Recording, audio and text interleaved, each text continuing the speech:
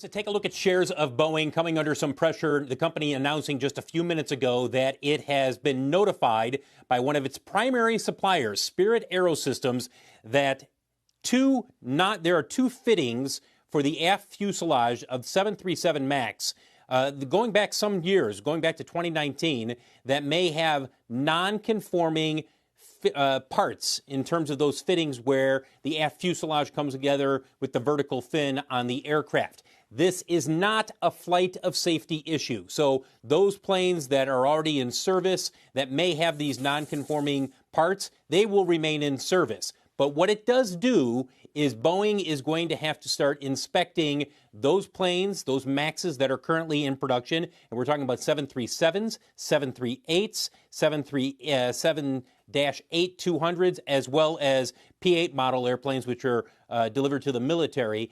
They will have to do inspections on those that are either in production or are in inventory, have already been built, to see if those models have a non-conforming part. At the same time, Boeing has also notified the FAA about the situation and will likely be working with the FAA to come up with a process for making sure that they can do an inspection and make sure that the proper parts are put into these aircraft. The bottom line is this, Melissa. This is likely going to have an impact in some fashion on production and ultimately deliveries of the 737 MAX. I've asked Boeing if they are halting production, if they are halting deliveries. They said at this time they are not doing that.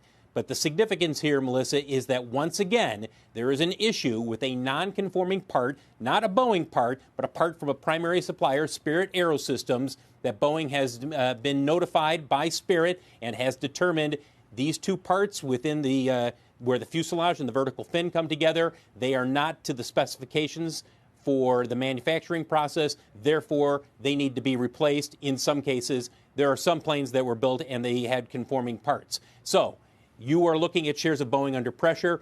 If we can call up Spirit AeroSystems, I wouldn't be surprised if we're seeing some pressure there as well, because what you're looking at here is, once again, production questions about the 737 MAX. And remember, Melissa, they have talked about for some time moving production from 31 a month up to 38 or 39 a month, maybe by the middle of this year. That I think is probably on hold, depending on how long it takes for them to do these inspections and determine how many aircraft have these parts, how quickly can they be replaced, and then ultimately there will likely be some type of a protocol for inspecting those 737 MAXs that are currently in service around the world. Has SPR rectified the situation with this part? I mean, have they fixed it? And so, therefore, if the inspection is done and they find this problem, they can then fix it right away? Boeing says it will have the parts to fix the issue.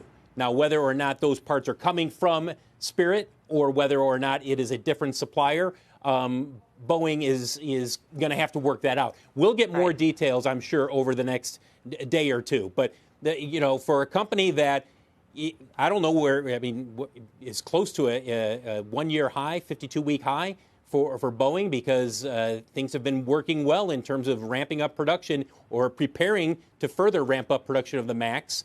Now that's going to be called into question. Yep.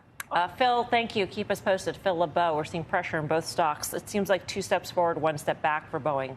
Tim, you're still a shareholder? I'm a shareholder. That 215 level that Phil's talking about is the level it's been bucking up against. And I think you stay long, especially after I heard, and I can't assess 2 non-conforming pieces of the fuselage. And which is a great word. Is the only reason. I mean, fuselage. Could you spell that? And non-conforming. If I had to. Yeah, if you had to. Good answer. But I look at Boeing as a function of what I'm hearing from the airlines, and I think Delta's second quarter guide in terms of their RASM and their revenue outlook was fantastic. Revenue per available seat mile. Yeah. No, it was important. But you were going to do it if I didn't. All over that. Guy, what do you think of Boeing? So Boeing reports April 25th, I think, right? So I would submit at these levels, it's not cheap. I mean, it's probably 35 times next year's numbers-ish, but you can back that away and say, listen, they're on a trajectory now where things are getting back to normal. And Tim talks about it's a free cash flow story, which they finally seemingly have figured out once again. But history shows when you get these Boeing tape bombs, market sells first, asks questions later. We'll see how long that lasts. I'm really surprised, though, SPR, I guess it makes sense. I think they probably do 65% or 7% of Boeing's fuselages. That stock is down like 6.5%, 7%, which maybe makes sense, but maybe that's the one you should look at in terms of this sell-off.